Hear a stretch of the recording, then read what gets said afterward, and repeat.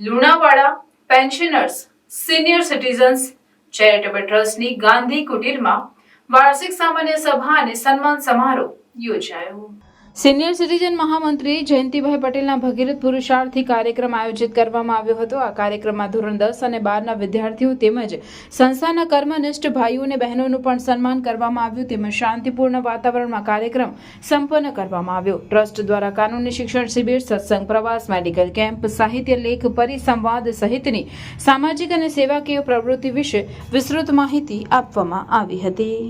Senior citizen મહામંત્રી શ્રી જયંતિભાઈ પટેલ એમના ભગીરથ પુરુષાર્થથી આ કાર્યક્રમનું આયોજન થયું અને એમાં ધોરણ 10 અને 12ના વિદ્યાર્થીઓ તેમજ સંસ્થાની અંદર જે કર્મનિષ્ઠ વિદ્યાર્થીઓ, કર્મનિષ્ઠ ભાઈઓ બહેનો છે એ ભાઈઓનું પણ એમનું સન્માન કરવામાં આવ્યું અને એ કાર્યક્રમ અહીંયા ખૂબ જ સરસ વાતાવરણની અંદર અહીંયા સંપન્ન થયો।